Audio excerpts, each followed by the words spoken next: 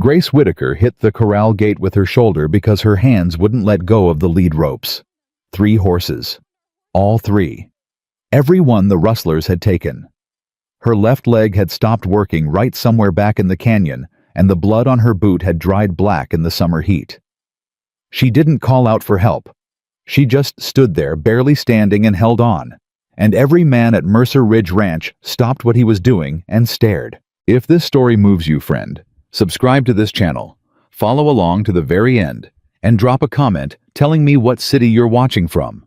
I want to see how far this story travels. The summer of 1884 came in hard over the Colorado high country, the kind of heat that pressed down on a person like a physical hand and didn't let up until well after dark. The grass along the ridgeline had gone dry and gold by the first week of July, and the creek that ran through the lower pasture at Mercer Ridge Ranch had dropped 2 feet since May. It was the kind of summer that tested everything: fences, horses, men's tempers, and whatever fragile thing a woman carried inside her chest when she was traveling alone and running low on options. Grace Whitaker had been traveling alone for 11 days. She'd left Pueblo on a Wednesday with $17 a bedroll, a saddle that had seen better years, and her late father's cavalry bridle wrapped in oilcloth and tucked into her saddlebag like something sacred. She had a name written on a scrap of paper, Mercer Ridge Ranch, northwest of Granite Falls, and a letter of reference from a livery owner in Pueblo who'd watched her gentle 3 problem horses in a single afternoon and told her flat out that she had a gift. "Go north," he'd said. "Caleb Mercer runs the best horse operation in the high country. Man like that needs somebody who can do what you do. Don't let anybody between here and there talk you out of showing up." She hadn't let anybody talk her out of it. But 11 days of hard riding with short rations had a way of wearing a person down to the bone, and by the time she rode through the timber and saw the main buildings of Mercer Ridge spread out below her in the long afternoon light, Grace Whitaker was operating on stubbornness alone. Her horse, a dun gelding named Pocket, was limping on his right foreleg. She'd known about it since morning, had stopped twice to check the hoof, and found nothing she could pull, and had slowed her pace to spare him as much as she could. It didn't matter. A limping horse was a limping horse, and she knew exactly how it would look when she rode in. It looked exactly the way she'd feared. There were 8 men in the main yard when she came through the front gate, ranch hands breaking for their midday water. A couple of them leaning against the fence rail of the large central corral. One older man crossing from the bunkhouse toward the cook shed. They all saw her at roughly the same moment, and the way their faces arranged themselves told her everything she needed to know about the kind of welcome she was walking into. Not hostile, not warm, just assessing. The way men assessed something they weren't sure was worth their time. She pulled Pocket to a stop near the water trough and dismounted carefully, keeping her weight off the moment of impact, the way you learned to do when your boots had worn through at the heel, and the ground was harder than it looked. She led Pocket to the trough and let him drink. Then she straightened her back, adjusted her hat, and looked for whoever was in charge. The man who stepped forward first was not in charge. She knew that before he opened his mouth. There was something in the way he moved, chest out, chin up, the particular swagger of a man who'd been given a small piece of authority and was actively afraid of having it questioned.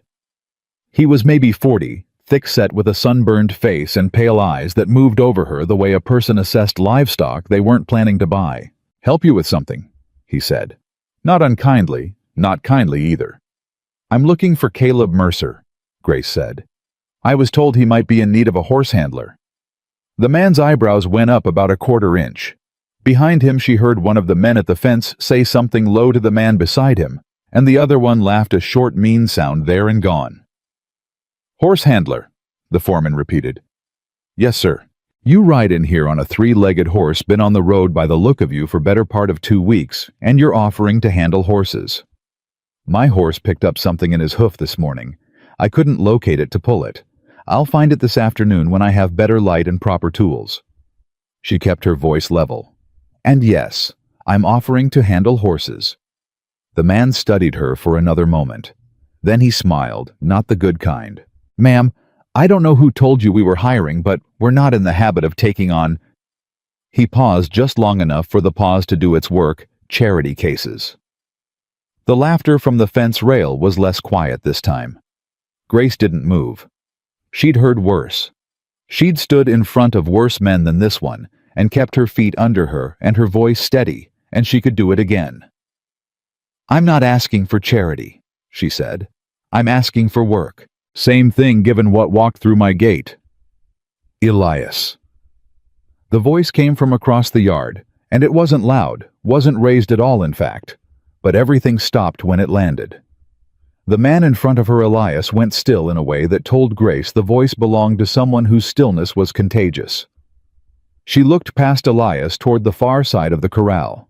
The man standing there was tall, 6 feet, and something more wide through the shoulders, the kind of build that came from actual work, rather than the showing off of it.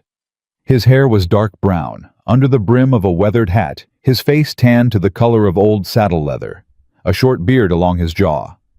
He was holding a coiled rope in one hand and watching her with an expression that gave away nothing at all. Not cold, not warm. Just attentive, the way a man was attentive when something had captured his full focus without his permission. "Mr. Mercer," Elias said, turning. "I was just explaining to this woman that we don't have any—" "I heard what you were explaining." Caleb Mercer walked forward slowly, his eyes moving from Elias to Grace and staying there. He stopped about 10 feet away and looked at her directly. No performance in it, no cruelty, no obvious assessment of what she lacked. Just looking. Then his eyes dropped to her saddlebag, to the oilcloth bundle tied to the outside of it. Something shifted in his face, something she couldn't name there for a second, and then gone behind whatever wall the man kept up. "That a cavalry bridle?" he said. Grace's hand moved to the bundle without thinking. "Yes, sir. Belonged to my father." "What regiment?" "3rd Colorado Cavalry. Sergeant Nathaniel Whitaker." Caleb Mercer didn't say anything for a moment. He looked at her with that same unreadable expression, and then he looked at her horse, at the favored foreleg, at the worn saddle, and the thin roll of her bedroll, and the dried dust on everything she owned. "You've handled problem horses before," he said. It wasn't a question. "Yes, sir. I've been handling horses since I could walk. Gentling difficult animals is what I'm best at." "Elias says we're not hiring." "Elias says a lot of things," Grace said, and she didn't look at the foreman when she said it, just kept her eyes on Caleb Mercer. "But you're the one whose name was given to me. So I'm talking to you." One of the men at the fence made a sound surprised almost. Elias went a particular color that wasn't quite red and wasn't quite purple. Caleb Mercer looked at her for another long moment. Then he said, "Come with me." He walked her to the far end of the corral. The big corral, the one that ran along the north side of the main barn, and she followed him without asking where they were going, because the answer became obvious before they reached it. The black stallion hit the fence rail from the inside, and the wood shook. He was enormous. Not just large for a horse, enormous the way some animals were enormous, as if the species had decided to make a point. Black from nose to tail, with not a single white marking anywhere on him, and moving the way only a truly dangerous horse moved. Not wild exactly, but wired electric, coiled around something inside him that hadn't been reached and couldn't be reached by the methods that had been tried. "His name is Thunder," Caleb said. "Bought him off a stockman in New Mexico 8 months ago. He was bad when I got him. He's worse now." "What happened to him?" "Elias happened to him." He said it plainly, without visible anger, the way you stated facts when the facts spoke for themselves. "He was the wrong man to start with this horse, but by the time I understood that the damage was done." Grace stood at the rail and watched Thunder work the inside of the corral. She could see at the wall the horse had built solid and smooth, every inch of it reinforced by experience. Not hatred, she thought. Fear. Deep confirmed, daily reinforced fear wearing the disguise of aggression. 3 men have tried him this month, Caleb said. 2 went off and 1 went over the rail. None of them made it past 30 seconds. "What are you asking me?" He looked at her. "What do you think I'm asking you? You want to see if I can get close to him. I want to see what you do when you're in there with him." He paused. "You don't have to." "I know I don't have to." "If you get hurt." "Then I get hurt," she said. but I won't." He looked at her a moment longer. Then he stepped back and unlatched the gate. She didn't go in fast. She didn't go in with anything in her hands. No rope, no crop, nothing. She just stepped through the gate and let Caleb latch it behind her, and then she stopped moving entirely. Thunder spun to face her from across the corral. He was trembling. That was the first thing she registered, not the size, not the noise, not the way he showed his teeth. The trembling. An animal that size trembling that hard was an animal in active terror, and active terror was something she understood better than most people had ever guessed. She didn't look at him directly. She dropped her eyes to the ground and turned slightly sideways, the way you made yourself smaller, without actually being smaller, the way you communicated to something frightened that you were not a threat. And then she just stood there and breathed. Slow, even. She could hear the men at the rail behind her. She could hear Elias say something in a low, dismissive voice, and someone else shush him. She could hear the summer wind moving through the dry grass beyond the barn, and the distant call of something in the timber, and the sound of her own heartbeat. She stood there for 4 minutes. She counted. Thunder didn't charge. He pawed. He tossed his head. He blew hard through his nose and shifted his weight and came 3 steps closer and then stopped and stared at her with both ears pinned flat. She didn't move. He came 3 more steps. She waited. He was 12 feet from her when she heard Elias Crow's voice carry over the rail. "This is ridiculous. She's just standing there doing nothing. Somebody go get her before she—" "Elias." Caleb's voice quiet and absolute. "Shut your mouth." Silence. Thunder's ears moved. One of them, the left one, came halfway forward. Grace made a sound very low, barely above a breath. Not a word. Just a sound. The kind of sound that said, "I'm here and I'm not going anywhere, and I'm not afraid of you." The stallion's head dropped 6 inches. She heard somebody at the rail pull in a slow breath. She reached out her hand, palm down, arm, relaxed, no demand in it, and she waited again. Thunder stretched his neck. His nose touched her palm. For 1 full second, the entire ranch was completely silent. Then one of the younger hands let out a breath that was half a word, something like "Lord." And the men at the rail started talking low and urgent to each other, and Grace heard Elias Crow say nothing at all, which was louder than anything else. She let Thunder breathe on her hand for a long moment. Then she moved her fingers slowly, no surprise in it, and let them brush the end of his nose. He flinched. He didn't bolt. She waited. She did it again. He let her. She turned back to the gate after another minute. Caleb was standing exactly where she'd left him, the rope still coiled in his hand, watching her with that expression she still couldn't read. She came through the gate. He latched it behind her. "Well," he said. "He's not dangerous," Grace said. "He's terrified. There's a difference." "I know there's a difference. Whoever worked him before me, whoever did the damage, they treated fear like defiance. That's what happens." She looked back at Thunder, who was still standing in the center of the corral watching her. "You give me 3 weeks with him, 2 if he comes along fast. I'll have him rideable." Caleb Mercer looked at her for a long moment. "You'll have a room near the cook shed," he said.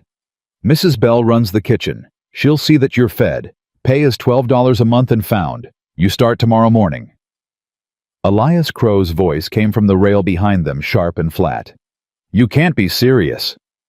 Caleb turned around. "You got something to say, Elias?" "This woman rode in here on a crippled horse with nothing to her name, and gave us one party trick in the corral, and you're going to put her on full wages." $12 and found isn't charity," Caleb said. "It's what I pay for work I need done. You got a problem with that?" Elias's jaw worked. The other men were looking at the ground at their boots at the middle distance, anywhere that wasn't the foreman's face. "I got a problem," Elias said carefully, "with you making hiring decisions based on sentiment. I make hiring decisions based on what I see in front of me." Caleb's voice hadn't changed in volume or temperature, but something in it had changed anyway. "Right now, in front of me, I see a horse handler who just did in 4 minutes what 3 of my best men couldn't do in 3 tries each. He paused. You want to put forward a counter-argument, Elias, you're welcome to go in there and top it. Nobody laughed. But the silence had a particular texture to it, a held-breath, careful texture, the kind that meant something had been said that everyone would remember. Elias looked at Grace. There was something in that look, something layered and calculating and darker than wounded pride, and she filed it away, tucked it into the part of her mind where she kept things that needed watching. "Welcome to Mercer Ridge," Elias said, and walked away.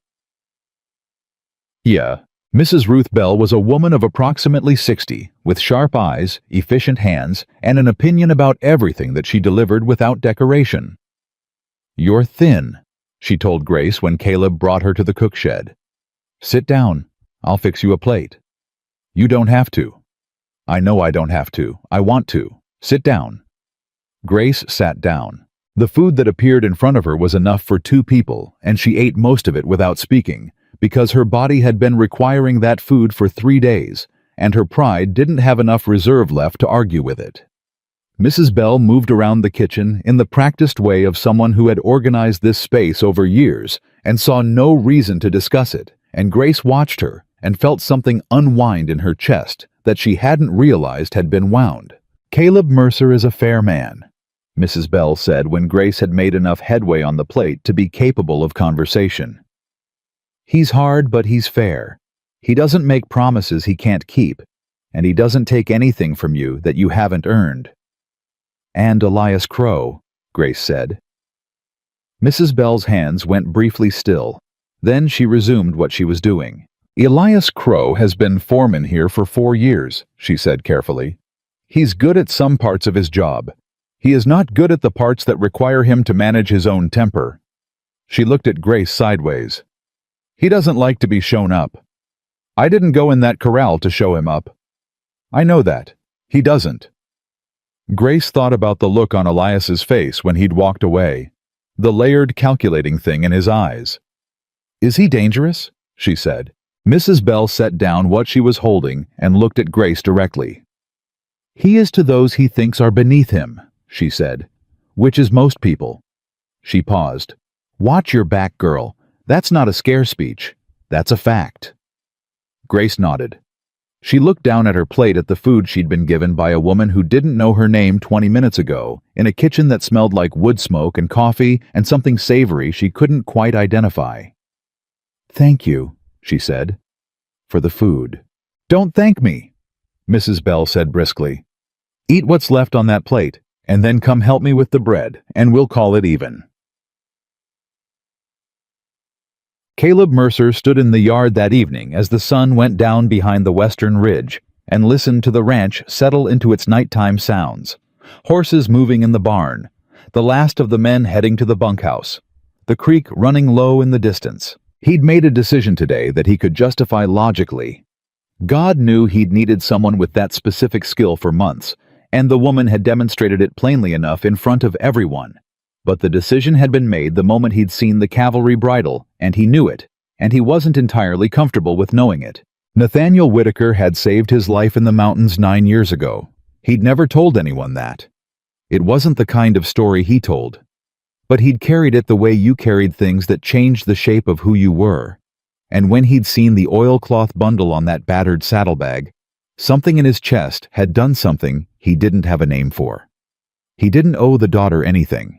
He was clear on that. But he noticed he wasn't walking away from the window that looked out on the barn, where she'd been given space to put her bedroll, and he noticed he was still listening to the nighttime sounds of the ranch with a degree of attention he didn't usually bring to them.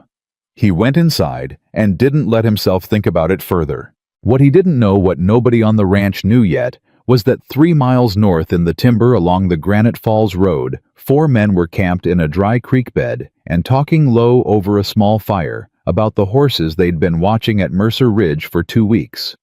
The 3 best mares, the black stallion, and the new woman they hadn't seen before today.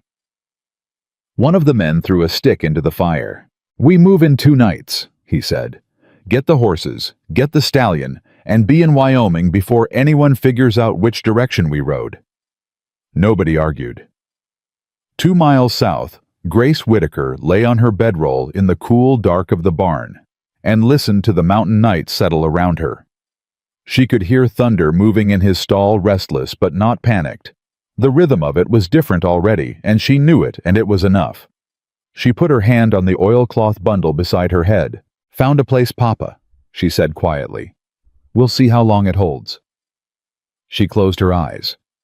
Somewhere in the timber above the ridge, a summer wind moved through the trees and came down across the pasture and through the gaps in the barn walls, and Thunder went still in his stall, and the darkness held everything quietly for a little while.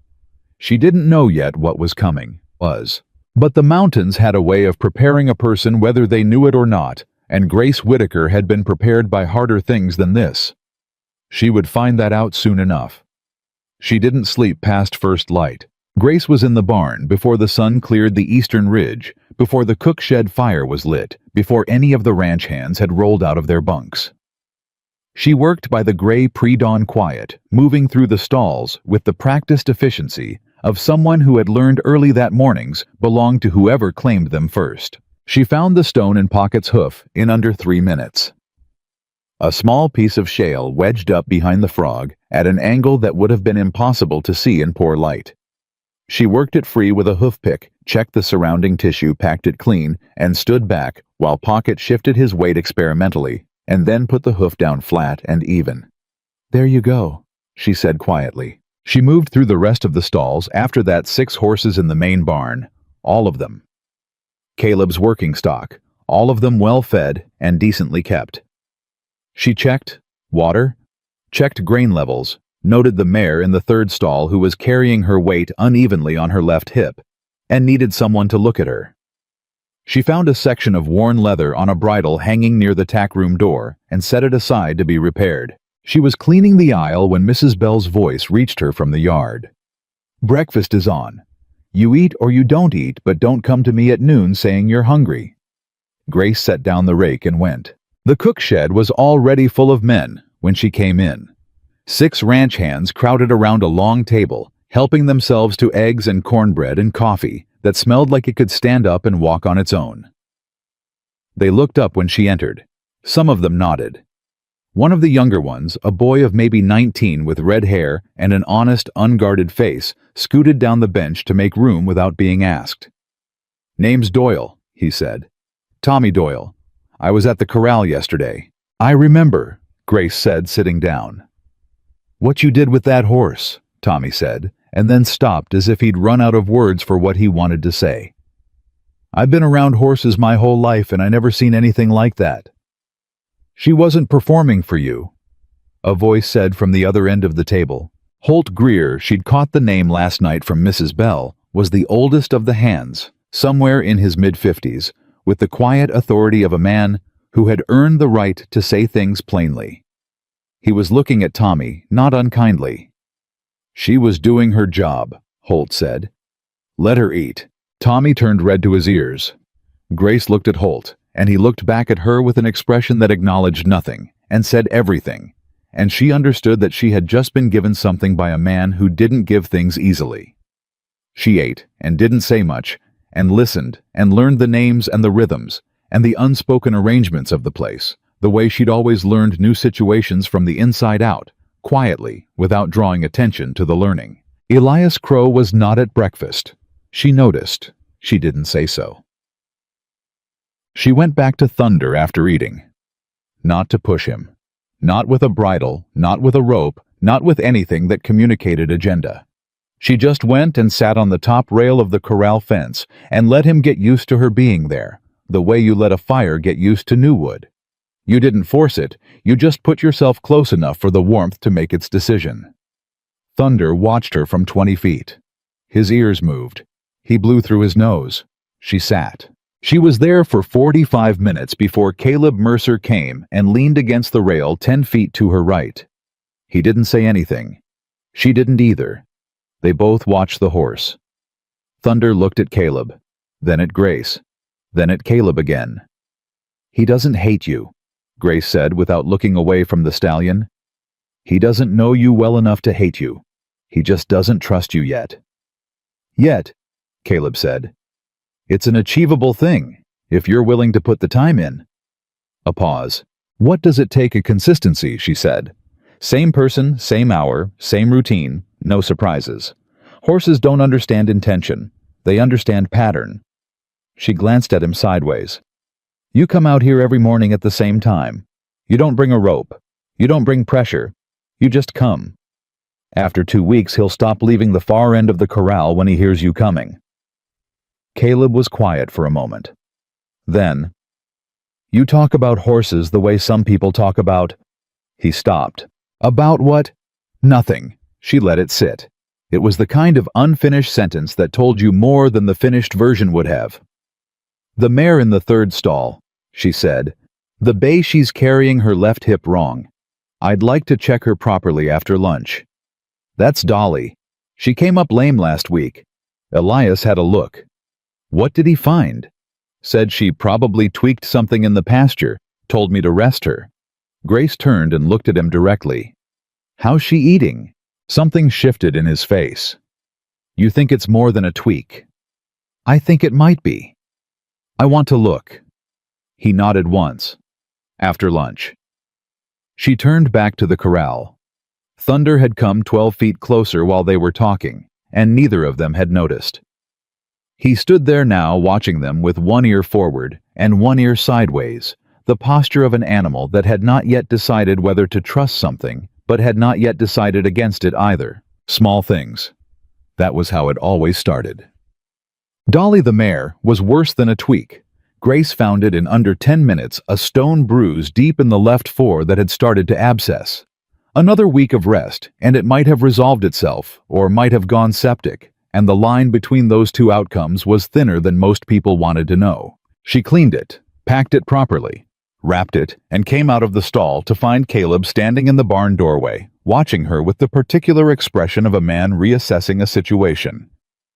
How long before she's sound? He said.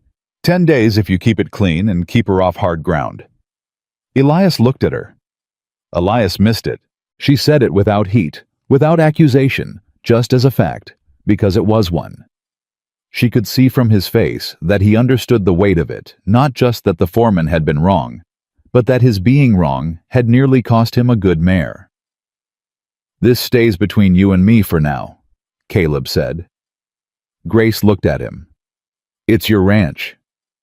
I'm not covering for him, he said, and his voice had something deliberate in it, something that wanted to be clear. I'm just choosing my timing. She nodded and went back to cleaning the wrap on Dolly's leg. She understood choosing your timing. She'd been doing it her whole life. What she didn't know was that Elias Crow had come around the far corner of the barn 3 minutes earlier, intending to check on one of the geldings in the back pen. He'd heard his own name. He'd stopped walking. He'd listened to everything. He left without making a sound. By the 4th day, the ranch had rearranged itself around her presence, in the way that groups of people always eventually did not, because she'd asked anyone to move, but because her competence had a gravity to it that reorganized the space without announcing itself. Tommy Doyle started appearing in the barn at her working hours, asking questions about the horses with the genuine hunger of someone who wanted to learn and didn't know how to ask without looking foolish. She answered him plainly and without condescension, and after 2 days he stopped apologizing for asking and just asked, and she found she didn't mind it. Holt Greer started leaving things a repaired cinch that fit the saddle she'd been struggling with, a pair of work gloves that happened to be the right size, a covered plate outside the barn one evening when she'd worked through supper. He never mentioned any of it. She never thanked him directly. That was its own language, and they both spoke it. Mrs. Bell stopped waiting to see if Grace would come to the cook shed and started sending Tommy with an extra plate when the morning work ran long. And Thunder. Thunder came forward when she entered the corral now. Not all the way. Not to her hand. But he oriented to her. He tracked her. He watched her the way a horse watched something it had decided was worth watching, and every morning the distance between them was a little less than it had been the morning before. It was Caleb who noticed first. He's different, he said on the 5th morning, standing at the rail in the quiet before the rest of the ranch came alive. Even from here I can see it. Something in him is different. He's deciding, Grace said. He's been deciding since the first day. He just needed enough evidence to make up his mind. How do you know when he's made it? He'll come all the way to me, on his own, no coaxing. She paused. When that happens, the hard part is over. Caleb was quiet for a moment. She could feel him looking at her, that steady, unreadable attention she'd been feeling since the first day, the attention that didn't demand anything and didn't explain itself. You said your father was 3rd Colorado Cavalry, he said. Her hands didn't stop moving. She was mending a piece of bridle leather, but something in her chest did. Yes, she said. Sergeant Nathaniel Whitaker. That's right. Another silence. Not uncomfortable exactly, but weighted. I knew a Nathan Whitaker, Caleb said. 9 years ago. Scouting country northwest of Creed. He pulled me out of a rock slide with one broken rib and told me to stop being dramatic about it. Grace's hands went still. She turned and looked at him. Something in his face was open in a way it hadn't been before. Not vulnerable exactly, but unguarded, the way a man looked when he'd decided to set something down that he'd been carrying for a long time. He talked about his daughter, Caleb said. Said she could gentle a wild horse faster than anyone he'd ever seen. Said it was a gift she got from her mother's side, and that it drove him crazy because he could never figure out how she did it. A brief pause. He was proud of you. Grace looked down at the leather in her hands. There were things she could have said. There were a lot of them lined up behind each other in the part of her chest that had been holding her father's name carefully for 3 years. She didn't say any of them. Thank you, she said finally quietly, for telling me that. He nodded once. He didn't push. He stood beside her at the fence for another few minutes watching thunder in the morning light, and then he went back to his work, and she went back to hers, and neither of them said anything else. But something had shifted. Between her and this place. Between her and this man. Small things. And then, sometimes, not small. On the 6th day, Elias Crow came to find her. She was in the back pen, working with a young gelding who'd developed a habit of crowding the gate, not dangerously, just a boundary problem, the kind that came from being handled inconsistently. She had her back to the entrance of the pen, and she heard him come in, and she finished what she was doing before she turned around. That detail mattered to him. She could see it the moment she looked at his face. I need a word, he said. You're having one, she said. His jaw tightened. With some respect between us. I'm showing you the same respect I show everyone. She let that sit for a second. What do you need, Elias? He looked at the gelding, then back at her. He was working up to something, and she could see the shape of it, the forced reasonableness covering something that was neither forced nor reasonable. You've been here 6 days, he said, and you've gone out of your way to make me look bad. I haven't gone anywhere near you, she said. I've been doing my job. The mare. You had to bring that to Caleb, did you? The mare was going to abscess. I had her under watch. You missed the bruise, Elias. He stopped, restarted. I would have caught it. Maybe, she said, but Dolly didn't have that kind of time. She looked at him steadily. This isn't about you. It was about the horse.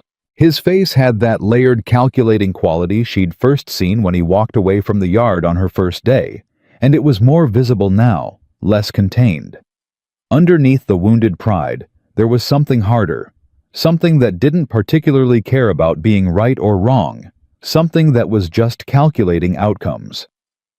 You want to be careful, he said softly. Ranch hands come and go. Foremen have tenure. She looked at him for a long, level moment. Are you threatening me? She said. I'm advising you. It sounds like the same thing. He smiled, then the same smile from the first day, the one that wasn't the good kind. I'm saying that new hires sometimes discover they're not as settled as they thought they were, especially when the man who hired them is distracted by sentiment. He glanced toward the main yard, where Caleb's voice could be heard in the distance, giving directions to someone. Mercer is a fair man, but fair men can be persuaded. Grace held her ground. She kept her breathing even, and her voice level, and her eyes on his face, and she let the silence go long enough that he'd have to fill it or leave, and she knew from the look on his face that he understood she'd made a choice about which of those he would do.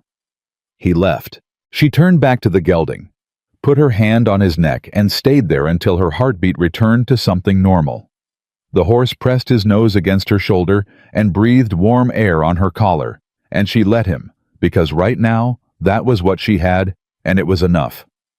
She filed what had just happened in the same place she kept everything that needed watching. The file was getting full. That evening, she was in the tack room, repairing a broken cinch, when she heard a sound from one of the back stalls that was wrong in a specific way. Not loud, not dramatic, just wrong. The particular quality of a horse in distress, trying not to be. She was out of the tack room in 3 steps. The sound was coming from the end stall, the one with the roan mare. Caleb's best cutting horse, a 10-year-old named Cora, who had produced 2 winning foals, and who Grace had privately identified on her second day as the horse on the ranch with the most to lose if something went sideways. Cora was down, not sleeping down, wrong down.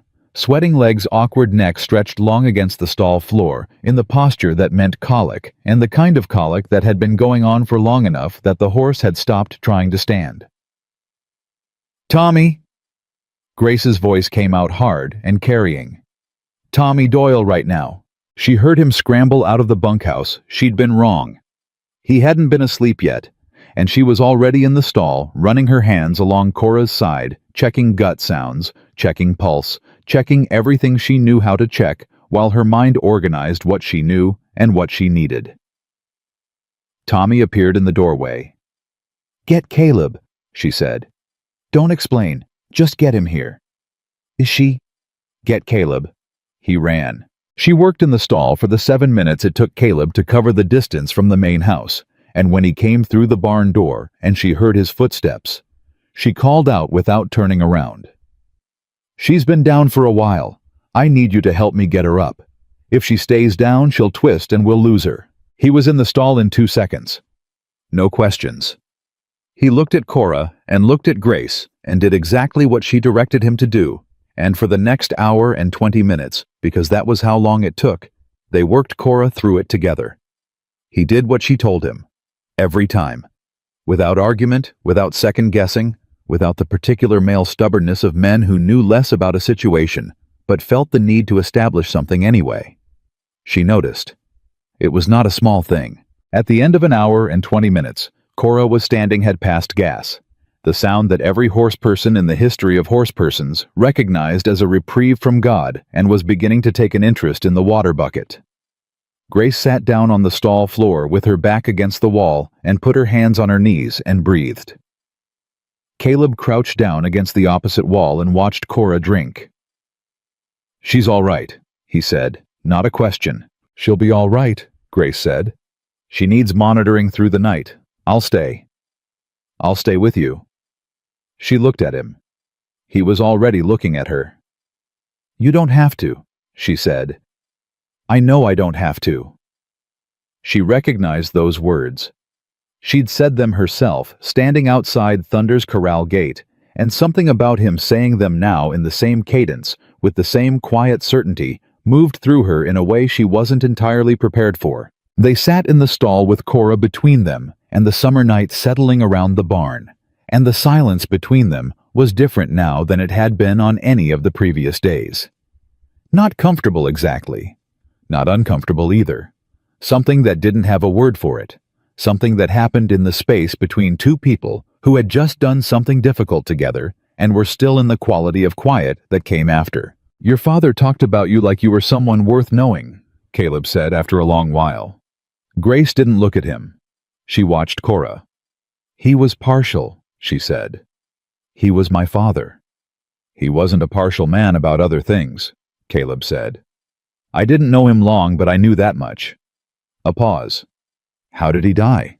Caleb asked, and his voice had changed, careful, asking permission for the question, even as he asked it. She took a moment. 3 years ago," she said. "Fever. It came on fast and didn't let go." She paused. "He'd been sick before that, But nobody knew it, or he didn't say. That was like him. He didn't say things until he had to. And your mother? Before him, when I was 12. The stall was quiet. Cora shifted, checked her water bucket again, found it satisfactory. What did you do? Caleb said. After your father. Worked, she said. There was a livery in Pueblo that needed handling done. Then a ranch outside Trinidad, then another north of there. I moved when the work moved. She paused. It wasn't a plan. It was just motion. Until now. She looked at him. Until now, she said. He held her look for a moment, and then turned back to the horse, and she turned back to the horse, and neither of them said anything else for a long while, but the silence between them had changed again, and she was aware of it, the way you were aware of weather coming in, not here yet, but certain. She should have paid more attention to the other kind of weather, because what Tommy Doyle saw on his way to the outhouse at 2 a.m, 3 shapes moving through the darkness at the north tree line, moving slow and deliberate and wrong. That was weather of a different kind, and it was already here. He stood in the dark and watched, and his stomach dropped through the ground, and he turned and ran back to the bunkhouse to shake Holt Greer awake. There's men in the tree line, Tommy whispered, his voice cracking on the edge of it. North side, 3 of them at least, moving toward the upper pasture. Holt was on his feet before Tommy finished the sentence. Get your boots, Holt said. Don't run, don't make noise, and God almighty boy, don't go near that north pasture. Why, what's in the north pasture?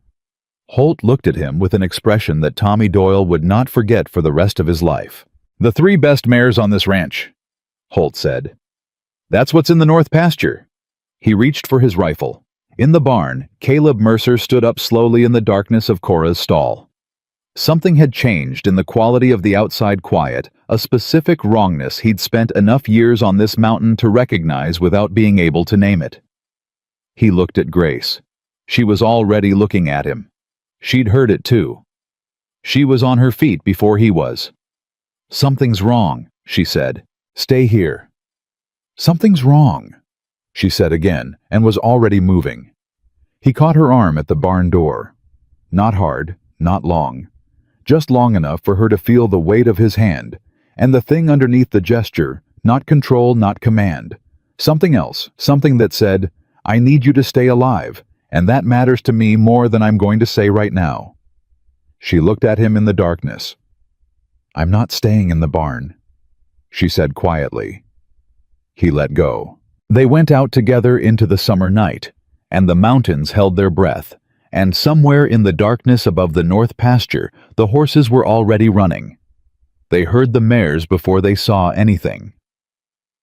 That particular sound, horses running hard in the dark. Not the loose gallop of animals, spooked by something small, but the driven, desperate run of animals, being pushed by human will against their own, carried down from the north pasture and hit Grace in the chest like a fist. She was already moving before the sound fully registered. Caleb caught up to her in 3 strides and matched her pace without a word. And they came around the corner of the main barn together to find Holt Greer, standing with his rifle in the moonlight, and Tommy Doyle beside him with both hands shaking and his jaw set in the particular way of someone who was frightened and refusing to let it stop him. How many? Caleb said. 3 that I saw, Tommy said. Maybe 4. They came in from the timber on the north side. They had the mares moving before I... Which mares? Holt answered that one. Belle, Rosie, and the gray. All 3 were in the upper pasture tonight. Grace felt the inventory land in her chest. 3 of the best horses on the ranch. She'd cataloged them herself in her first 2 days, their gaits, their temperaments, their values, both practical and financial. Whoever had done this had watched long enough to know which animals were worth taking. They've been watching the ranch, she said. Caleb didn't answer that because it wasn't a question, and they both knew she was right. He turned to Holt. Saddle up, he said. You and Tommy take the east draw. If they're moving toward Granite Falls, they'll cut through it. They have no other option in the dark. And you, Holt said. North Trail. He was already moving toward the barn. I know where it comes out. Grace went after him. I'm riding with you, she said. Grace, I know those mares better than anyone on this ranch right now." She kept pace with him, matched his stride into the barn, reached for Pocket's saddle without slowing down. "You want to bring them back calm, or do you want to bring them back lame from being pushed wrong in the dark?" He stopped, looked at her. 1 second. "Ride fast," he said. "Stay close." The North Trail went up hard and stayed hard. Rocky switchback climbing through dense timber. And Caleb pushed his horse at a pace that said he knew exactly where he was going and how much time they had before the gap became unrecoverable. Grace stayed 2 lengths back, not because he'd told her to, but because the trail demanded it, and she used the space to listen to everything the mountain was telling her. The mares were ahead. She could hear it in the intervals of sound and silence, the way the nighttime insects stopped and restarted, the way certain birds went quiet when large bodies moved through their territory. "They're not moving fast enough," she said loud enough for Caleb to hear her. He glanced back. "The mares," she said. 3 horses being pushed by strangers in the dark, they should be further ahead than this. Something slowed them down. He pulled up, listened. She was right. The sounds were too close. The men had the mares moving, but hadn't been able to open the distance the way they'd planned, and that meant something had gone wrong with their plan. "Belle won't leave the mountain," Grace said. "I noticed it on the 2nd day. She's range bonded. Push her too far from familiar ground, and she'll balk, especially in the dark." Caleb turned his horse off the main trail without another word. She followed. They came out above the east draw, 200 yards up the slope, moving quiet now, and from that position, Grace heard it, voices low and sharp, the controlled anger of men whose schedule had just become a problem. "Get that one moving. Hit her if you have to." "She won't go. She keeps turning back. I told you we should have brought rope on all 3. "We've got rope. Tie her to the sorrel and drag her if you have to." A third voice, harder than the other 2. "Keep it down. Keep moving. We've got maybe 30 minutes before they figure out which direction." Grace felt Caleb go still beside her. Not the stillness of hesitation, but the stillness of a man making a calculation, running every variable he could see, and some he couldn't. "4 of them," he said, his voice barely a breath. "I count 4 voices." "3 mares, 4 men," she said. "We're 2. Holt and Tommy are coming up the east draw." "How long?" 10 minutes, maybe 15. A pause in which they both understood the math. Then from below, the sound of a mare squealing. Belle Grace recognized the particular pitch of it, and the louder voice of a man losing patience with an animal that outweighed him by 800 pounds and wasn't moving. Something moved in Grace's chest that wasn't fear. "What happens to those horses if they get them to Wyoming?" she said. It wasn't a question either. Caleb looked at her. "Best case, they're sold to someone who won't know their history," he said. "Worst case." He stopped. "I know what worst case is," she said. She swung down from Pocket and handed Caleb the reins. He stared at her. "What are you doing?" "I'm going to get Belle," she said. "Belle is the problem. If Belle moves, Rosie and the gray will follow. I can get her to come to me." "Grace, those men have guns. Those men have their hands full with 3 horses in the dark." She was already moving down the slope, keeping to the trees, and she said the next words back over her shoulder without slowing down. "Get into position. When I move, the mares, those men are going to have a choice to make." She heard him say something behind her, low short a word she was fairly sure was not appropriate for mixed company. And then she heard him move not back, but sideways, cutting a parallel path through the timber, and she understood that he was not going to stop her, and was instead repositioning to cover her. That understanding settled something in her chest, and she let it. She came down to Belle the way she always came to a frightened horse. Sideways, slow, without direct approach, letting the animal register her presence before she entered the space the animal had defined as its own. Belle heard her before she saw her. The mare's head came up. The man at her halter yanked on the lead rope. "Move," he said. "Come on, move." Belle planted all 4 feet. Did all. The man yanked harder.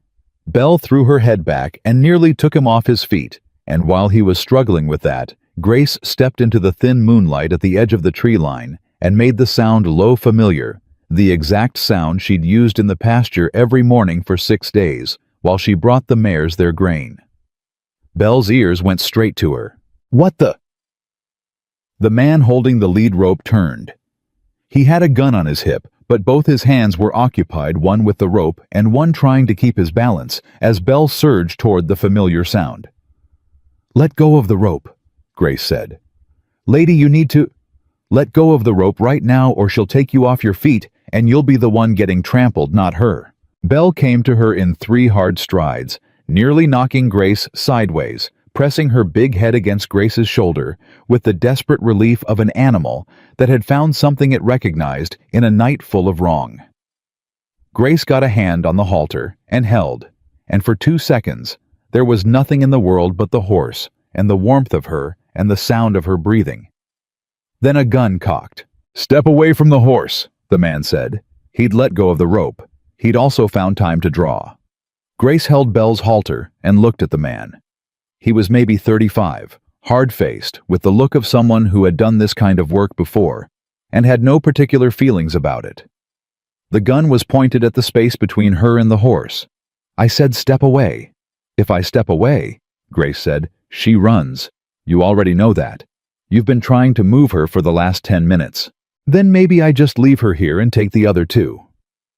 "Maybe," Grace said, "but you won't." His jaw tightened. "You rode in here with 4 men to take 3 specific horses," she said, keeping her voice level, keeping her hand on Belle's halter, keeping everything in her body communicating the opposite of the fear that was singing very loudly inside it. "You know what they're worth. You've done your homework. You're not leaving the best one behind because she found someone she trusts. You've got a lot of nerve for someone with a gun pointed at her." "Yes," she said. "I do." The moment stretched. It stretched long enough that both of them understood something had shifted in the geometry of the situation, and that the man with the gun was recalculating, and that recalculation was taking longer than it should have, which meant he hadn't entirely decided what he was going to do. Then a voice came out of the darkness above and to the left, calm, quiet, and carrying the particular weight of a man who had already done his own recalculating. "I've got 2 rifles on this position," Caleb said. "You've got 3 seconds to make a good decision." The man with the gun went very still. One of the other men, the one holding Rosie 30 feet further up the draw, started to move. "Don't," said a different voice, and that was Holt Greer, and he was closer than he should have been able to get in the time available, which meant Holt Greer had been moving fast and quiet and with intent. And the man holding Rosie heard something in that single word that caused him to stop moving entirely. 3 seconds. The man in front of Grace lowered his gun. He didn't put it down, but he lowered it, and the geometry of the situation shifted again, and Grace breathed. "Smart," Caleb said from the darkness. "Now unbuckle the belt." They brought all 3 mares home. The 4 men, 2 who'd been in the draw, and 2 who'd been further up the trail managing the gray, were walked back to the ranch at gunpoint, hands bound with the very rope they'd brought to steal horses with, and Tommy Doyle, who had come in through the east side with Holt, had an expression on his face that suggested this night was going to have a permanent place in his personal history. It was past 3 in the morning by the time the mares were checked and settled, and the rustlers were secured in the equipment shed with Holt standing guard outside. Grace went through each mare, methodically checked legs, checked breathing, checked for any sign of hard use, and found them rattled and tired, but unhurt. She was finishing with the gray when she heard Caleb come into the barn behind her. She didn't turn around. "Belle's got a small rope burn on the left side of her halter," Grace said. "It won't be anything in a day or 2. Rosie is just scared. The gray is fine." A pause. "Grace." "I know," she said. "You walked down into a situation with 4 armed men." "I walked down into a situation with 4 men and 3 horses," she said. "And I knew which ones I could manage." She turned around. "Did any of your men get hurt?" He looked at her with an expression she'd never seen on his face before. Not the unreadable reserve, not the careful attention, something more exposed than that, something that had been sitting behind those other expressions and had run out of room. "No," he said. "Nobody got hurt." "Then it worked." "Grace." His voice dropped. "You were standing there with a gun pointed at you." "I know where I was standing." That man, she said, had a choice between one woman holding a horse he needed and two rifles he couldn't see. He made the right choice. She looked at him steadily. "You were there. I knew you were there." Something moved across his face. "You knew," he said. "I heard you move when I went down the slope." She held his look. "You weren't going back up the trail. You were cutting sideways to cover me." She paused. "I knew where you were the whole time." The barn was very quiet. Caleb looked at her for a long moment, that long still attention, but different now, carrying something it hadn't carried before, and then he said very quietly, "I need you to not do that again." "I'll do what the situation requires," she said. "Grace." "But I'll try to tell you first," she said. "Next time." He held her look. Nodded once, that was all. But it wasn't all, and they both knew it, and neither of them said so, and the barn held the knowledge between them in the particular way that barns held things quietly without judgment, in the close dark that smelled like hay and horses, and the honest sweat of necessary work. The sheriff from Granite Falls arrived at Mercer Ridge the next morning, and with him came a deputy and a man Grace had never seen before, older, heavy-set, with the look of someone who had ridden a long way and was not entirely happy about it. She was in the corral with Thunder when they arrived. She watched the conversation from a distance. Caleb and the sheriff, the deputy writing things down, the heavy-set man standing slightly apart and listening. She didn't know his name. She would. The rustlers were taken into custody and tied onto horses for the ride to Granite Falls, and as they were brought out of the equipment shed, the man who had pointed the gun at Grace looked for her across the yard. She was watching from the corral fence, and she didn't look away, and after a moment, he looked down. The heavy-set stranger approached the corral while the sheriff's party organized itself. He stopped at the fence and looked at Thunder. "Mercer says you're the one who went down into the draw last night," he said without looking at her. "Yes, sir," she said. "Alone?" "I wasn't alone. I just moved faster than the others." He glanced at her sideways. He had sharp eyes for a man whose face looked like it had been worn down by decades of not particularly pleasant experience. "You're Nathaniel Whitaker's daughter," he said. She turned and looked at him directly. "I am," she said. "How do you know my father's name?" He was quiet for a moment. He looked at Thunder again, and the horse who had come to the fence that morning for the first time entirely on his own, all the way to Grace's outstretched hand, a moment she'd been waiting for, and had felt like a small, clean victory, watched him back with calm, dark eyes. "My name is William Cade," the man said. "I rode with the 3rd Colorado Cavalry. I knew your father." Grace held the fence rail. "I knew what happened to him," Cade said. "After the war, the accusations." The accusations. She'd been carrying that word for 3 years, like a stone in her pocket. The charge that Sergeant Nathaniel Whitaker had abandoned his post during an ambush in the mountains, had left wounded men to save himself, had run when running was unforgivable. She'd been carrying it so long she'd stopped expecting anyone to say the next part. She waited. "Your father didn't run," Cade said. "He said it plainly the way you said things that were facts, and had always been facts, regardless of who had been saying otherwise. He stayed behind. He covered the retreat for the rest of us. What was reported about him was a lie told by men who needed someone to blame for decisions they'd made." He looked at her. "I've been trying to locate you for 8 months. Your father's case is being reviewed. There are 3 of us who survived who are prepared to say what we saw." Grace's hands were on the fence rail, and she was glad of it. She heard Caleb's footsteps behind her. He'd come back from seeing off the sheriff's party, and she heard him stop when he registered the conversation, and she felt him there 3 feet behind her, not interrupting, not stepping in, just present. "Why didn't anyone say this before?" she said. Her voice came out steadier than she had any right to expect. "Fear," Cade said simply. "The men who told the lies had rank and connections. The men who knew the truth had neither. It took your father dying for people to feel safe enough to start talking." He paused. "I'm sorry it took this long." She was quiet for a moment. 3 years. 3 years of watching people hear her name and see the shape of something they thought they knew. 3 years of being Nathaniel Whitaker's daughter, in the particular way that phrase had been used as a diminishment, a qualifier, a thing to be gotten past. "What do you need from me?" she said. "A meeting in Denver," Cade said. "A statement, and your father's service record if you have it." He paused.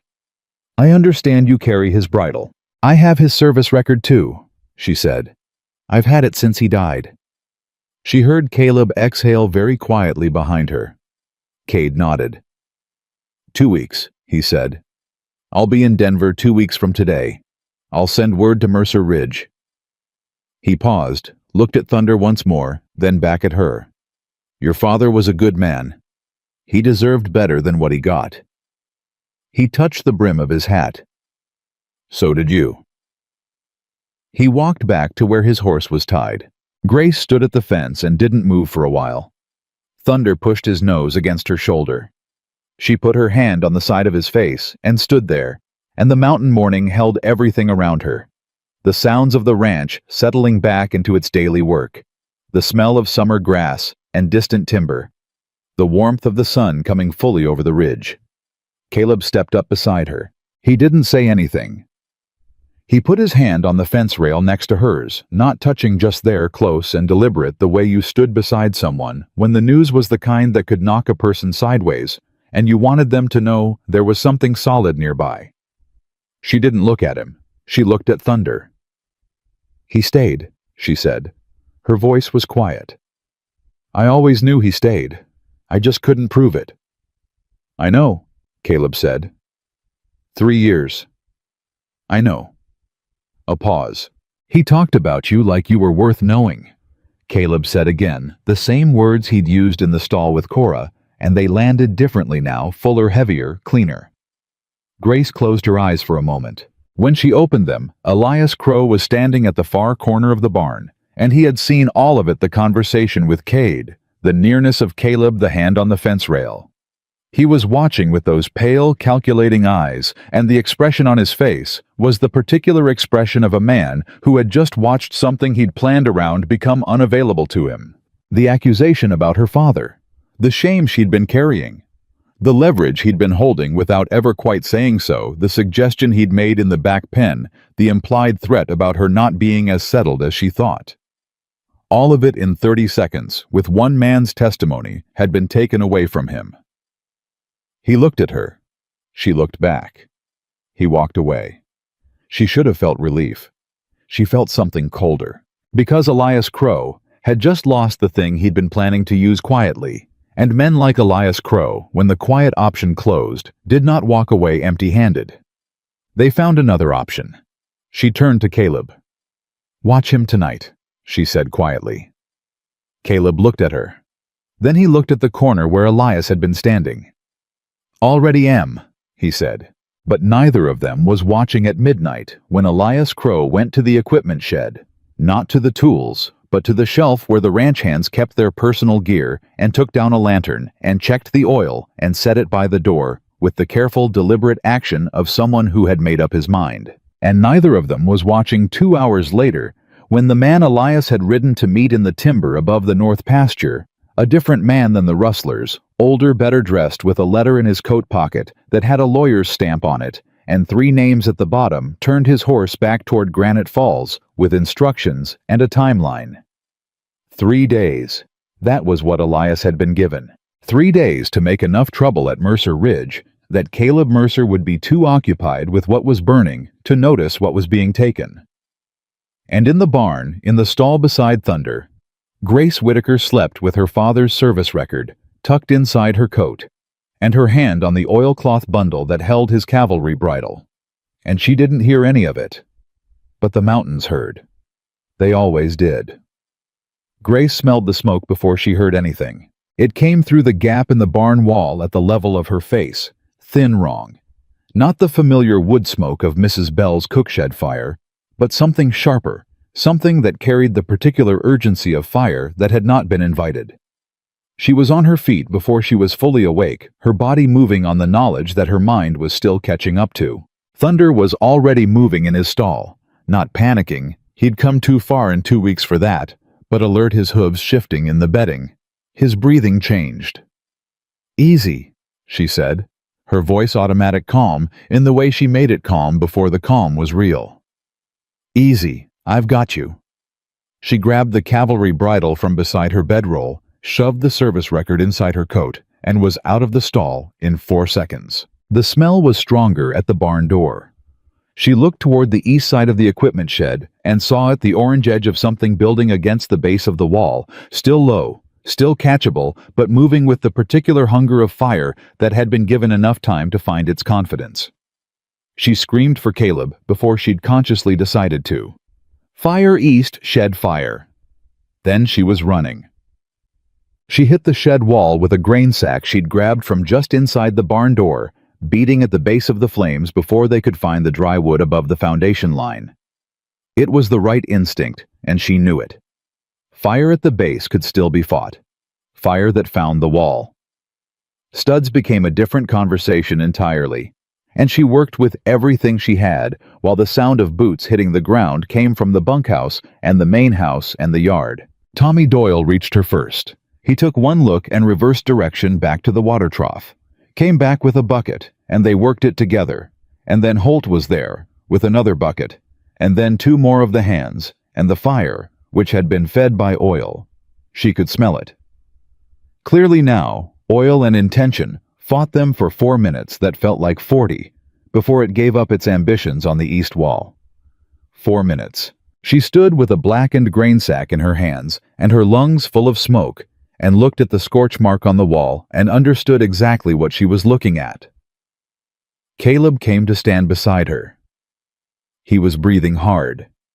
He'd come from the main house, and he'd come fast, and the expression on his face when he looked at the burn pattern at the base of the wall was the expression of a man who had arrived at a conclusion he'd been avoiding and could no longer justify avoiding it. "Oil," he said. "Yes," she said.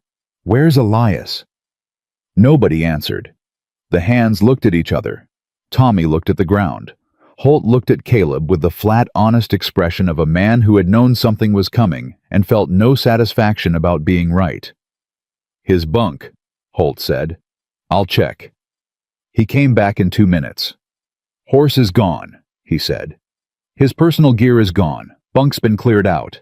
The yard was quiet for a moment, with that specific quality of quiet that happened when something everyone had been half expecting finally happened, and the expectation being confirmed didn't make it any better.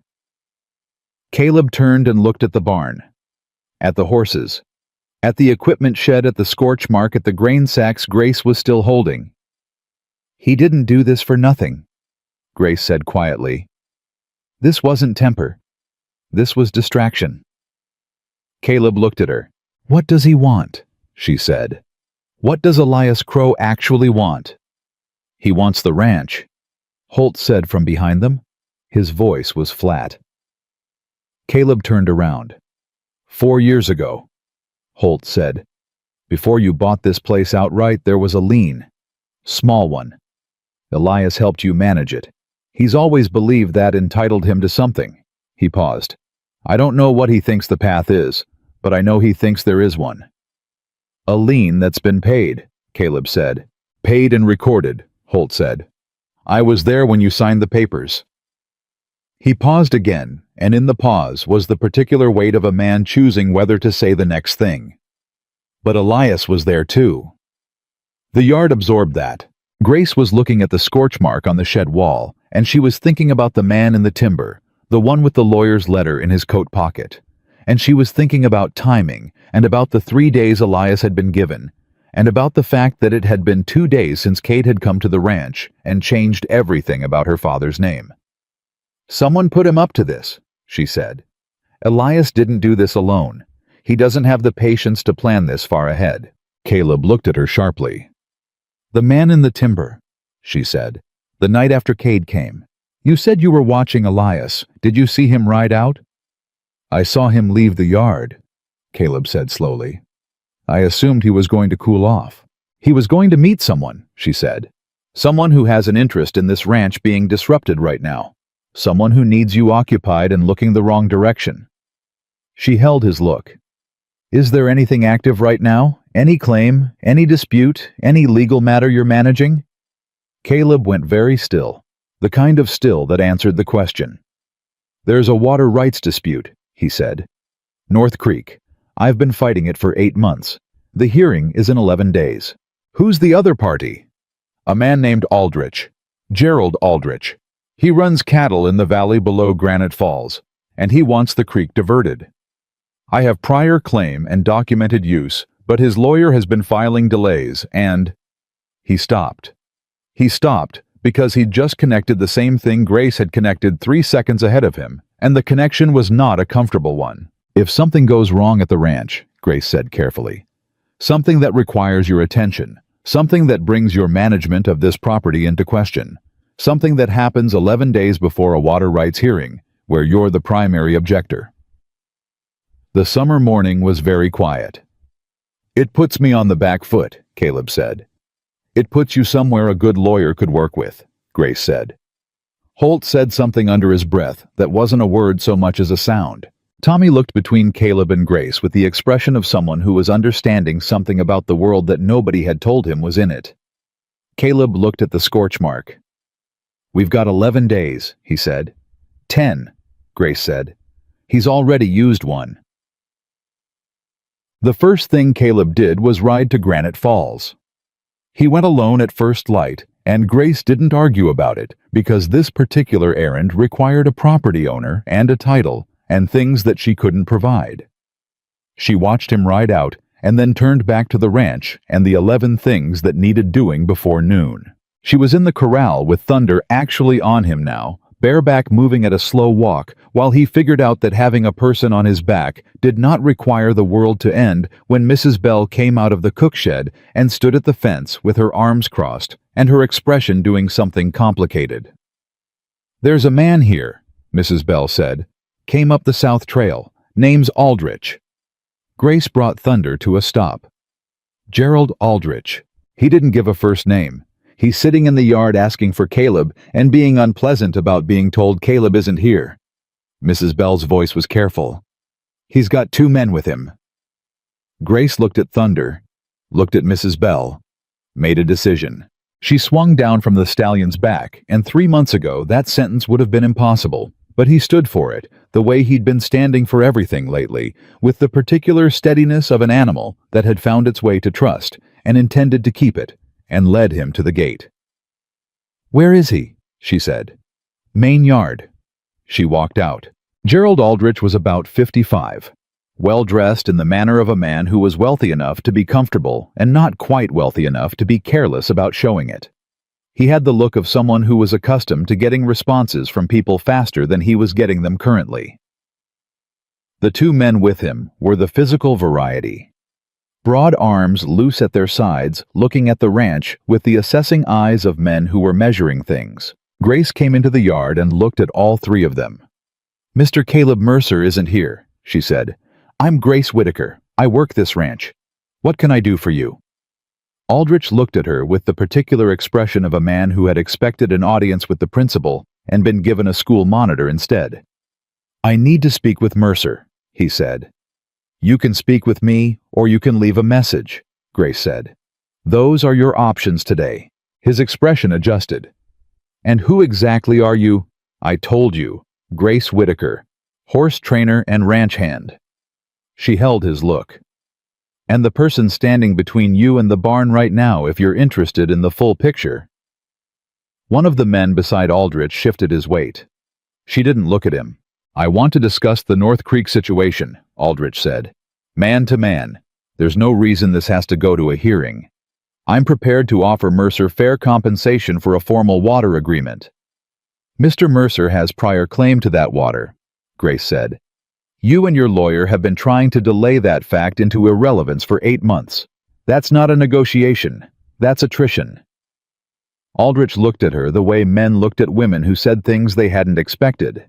The hearing is in 10 days, Grace said. If Mr. Mercer wants to discuss terms, he'll do that through his own lawyer, at the appropriate time, in the appropriate place. She paused. Riding up to his ranch with 2 large men, 2 days after someone tried to burn his equipment shed, is not the appropriate place. The word shed landed.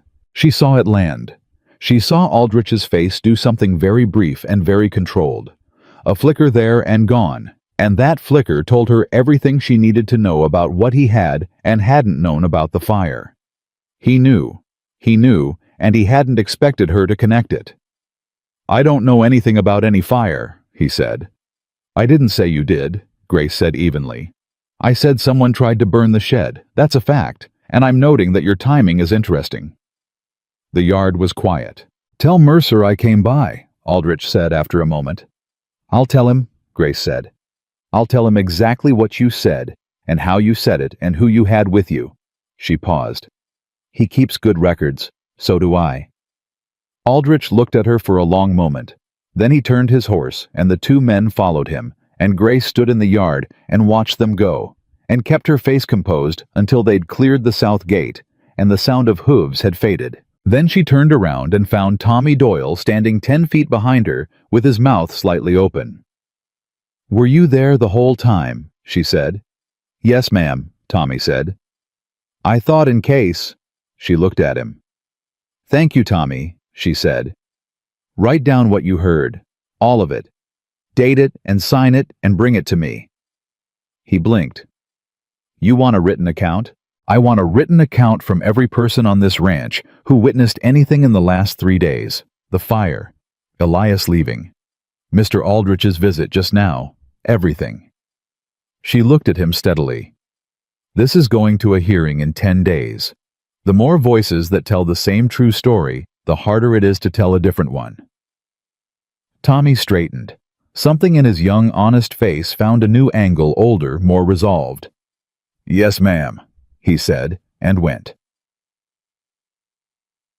Caleb came back from Granite Falls at midday with his lawyer, a thin, precise man named Arthur Voss, who wore a coat that was wrong for summer and carried a leather satchel like it was something he'd fight for, and he listened to everything Grace told him about Aldrich's visit with an expression that got progressively more attentive as she spoke. When she finished, Voss opened his satchel and took out a notepad. You said his face changed, Voss said. When you mentioned the fire, describe it. A flicker, Grace said. Gone in about a second. He recovered quickly, but it was recognition, not surprise. You're certain? I've been reading faces since I was 12 years old, she said. I'm certain. Voss wrote something down, looked at Caleb. She's a credible witness. I know she is, Caleb said. If we can establish that Aldrich had prior knowledge of an act of arson on your property, the hearing becomes considerably less complicated. He turned back to Grace. You said you're collecting written accounts from the ranch hands. Already in progress. Voss looked at her with the expression of someone who was updating a category in real time. Miss Whitaker, have you done this kind of work before? Not this kind specifically, Grace said. But information that's organized and dated and witnessed is harder to argue with than information that isn't. My father taught me that. She paused. He was Army. He believed in records. Something moved across Caleb's face. Voss made another note. The other matter, your father's case. Cade said the review is active. He did, Grace said. The hearing in Denver is in 2 weeks. That's after the water rights hearing, Voss said almost to himself. He was thinking. She could see him thinking. There may be value in having Colonel Cade's testimony on record before the water rights proceeding. Establishments of character and community standing can influence. Arthur, Caleb said. His voice was quiet. That's her father's name. Treat it carefully. Voss stopped. Looked at Caleb. Looked at Grace. Had the decency to look briefly uncomfortable. Of course, he said. My apologies, Miss Whitaker. No offense taken, she said. And you're right. Whatever can be done, I want it done. My father's name has been carrying weight it shouldn't carry for 3 years. If there's a way to set that down before the hearing, I'd like to know about it." Voss nodded, wrote something else down, and closed his satchel with the air of a man who had arrived with 3 problems and was leaving with a plan for all of them. When he'd gone, Caleb and Grace stood alone in the yard for the first time since morning. "You handled Aldrich," he said. It wasn't a question, and it wasn't exactly a compliment. It was just a statement of something he was still processing. "He needed handling," she said. "You connected him to the fire based on a flicker." "I connected him to the fire based on what I know about men who give instructions, and then come around to check on the results," she said. The flicker confirmed it. Caleb looked at her. That look again, the one that had been changing, accumulating, carrying more every time it appeared. "Grace," he said. "Don't," she said. Not unkindly. He stopped. "There are 10 days before the hearing," she said. "Let's get through them. Then we can—" She paused. "Then there's time." He held her look for a moment, nodded. But what neither of them knew what was riding toward Mercer Ridge, even as they stood there, was that Elias Crow had not simply run. He'd gone to Aldrich directly. He'd delivered something. Not just the arson, not just the distraction, something else. Something he'd been holding for 4 years as a foreman with access to records and paperwork, and the particular knowledge that came from watching a man run a ranch for long enough to know where the edges were. A document. A copy of the original lien before the payoff with a date that had been altered in a way that to someone who didn't have the original suggested the debt had never been formally cleared. Altered by Elias. Held by Elias. Delivered to Aldrich's lawyer, who had 24 hours to decide whether it could be weaponized in 10 days. They decided it could. The paper arrived at Arthur Voss's office in Granite Falls the following morning, hand-delivered by a man who left no name. Voss rode back to Mercer Ridge inside the hour. He came through the gate at a pace that said everything before he opened his mouth. And Grace, who was at the corral fence watching thunder move in the morning light, turned when she heard the horse coming and read the urgency in the rider, and had walked halfway to the yard before Voss pulled up. "There's a problem," he said. "I know," she said. "Come inside." She was the one who remembered. That was the thing that mattered in the end. Not the law, not the paperwork, not Arthur Voss's considerable professional competence, but Grace Whitaker, who had watched Holt Greer lean against the barn door 3 nights ago and say, "Paid and recorded." I was there when he signed the papers, and who had thought at the time that a man like Holt didn't mention things like that without reason. She found Holt at his back pen repairing a section of fence, and she stood beside him and said, "The day Caleb signed the lien payoff. You were there. Was anyone else?" Holt didn't look up from his work. "Ruth Bell," he said. "She brought coffee because it was cold. Stood there the whole time." A pause. "And Tom Aldrich, not Gerald Aldrich. Different man was passing through, stayed for dinner. He witnessed the signature." Grace stood very still. "Tom Aldrich," she said. "Where is he now?" "Runs a feed store in Granite Falls," Holt said. "Has for 20 years. She turned and walked toward the house. "Grace!" Holt called after her. She turned. "I've been waiting for someone to ask," he said simply. "Didn't know if it would matter." "It matters," she said. She found Caleb and Voss at the kitchen table with the fraudulent document between them and the particular atmosphere of men who were working a problem with inadequate tools, and she came in and sat down and said, "There are 2 witnesses to the original signature who are currently alive and located in Granite Falls. I need you to go get them." Both men looked up. She laid out what Holt had told her, and Voss started writing before she'd finished the second sentence, and Caleb looked at her with that expression, the one that had been accumulating for 12 days, and was now carrying something she was running out of words to describe, and she looked back at him and said, "Go. Today. This afternoon." "Come with me," he said. "Someone needs to be here," she said. "Holt will ride with you. Mrs. Bell can give her own statement. Get Voss to write it out before you leave, and have her sign it." She paused. "And find out if Tom Aldrich keeps records." Men who witness legal documents sometimes do. Caleb stood up. He put his hand on the table next to her hand, not touching that same deliberate nearness, and looked at her for one moment with something plain and unguarded in his face. "When this is over," he said. "When this is over," she said. He left. She sat with the fraudulent document for a long time after they'd gone looking at the altered date, thinking about the 4 years of patience it had taken Elias Crow to collect that piece of paper and the smallness of the man it revealed. Not a schemer with grand ambitions. Just a man who'd been passed over and never gotten past it. A man who'd turned a small slight into a 4-year project and then handed it to someone with the resources to use it. She thought about her father. She thought about what it meant to carry a false story about yourself for years, waiting for the true one to find its way out. She put her hand on the cavalry bridle through the oilcloth. "Almost there, Papa," she said. Outside the ranch moved through its afternoon horses, in the pasture chickens in the yard.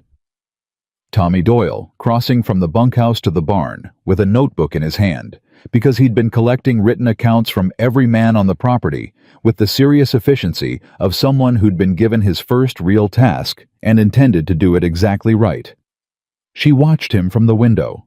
That honest young face doing the right thing because someone had asked him to. She thought this is what a place looks like when it's worth protecting.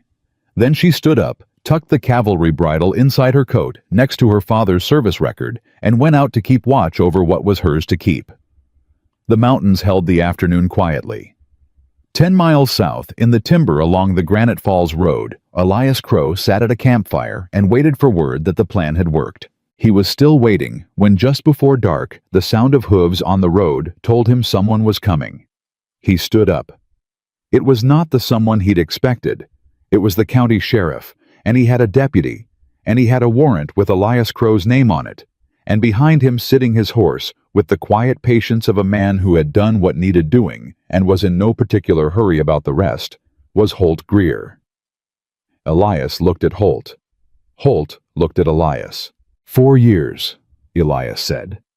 His voice had something cracked in it. 4 years, Holt said. And you spent all of it on this. The sheriff cleared his throat. Elias sat back down by the fire and put his hands up and said nothing else because there was nothing left to say, and the mountains held that silence too, the way they held everything without judgment, without comfort, without anything except the simple fact of what had been done and who had done it. And back at Mercer Ridge, Grace Whitaker stood in the corral with Thunder moving loose and free around her, the big black horse circling her. The way planets circled something they'd decided was the center, and she felt the evening come in cool and clean off the high country. And she breathed it in, and for the first time in 3 years, the breathing felt like it went all the way down. Not over yet, but close. The morning Caleb came back from Granite Falls with Tom Aldridge riding beside him.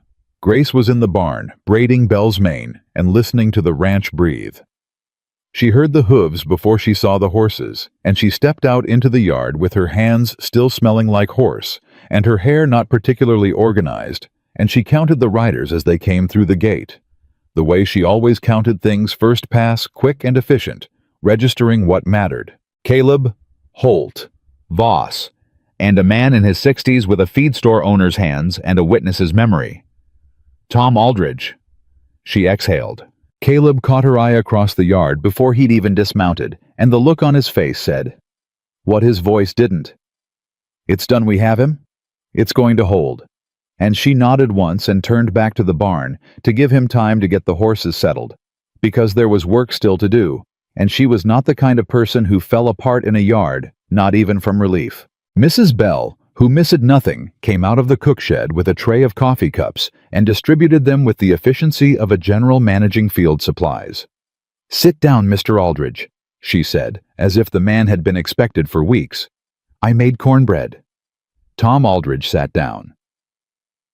Voss spread the documents on the kitchen table, the fraudulent copy with its altered date, the original payoff record that Tom Aldridge had kept in a strongbox in his back room, because he was exactly the kind of man who kept things in strongboxes, and a written statement from Aldridge himself, dated and signed, describing in clear language what he had witnessed and when. Beside it, Mrs. Bell's statement. Beside that, Holtz. 3 witnesses, 1 document, 1 altered date. The forgery case is solid, Voss said. He was not a man who used the word solid lightly.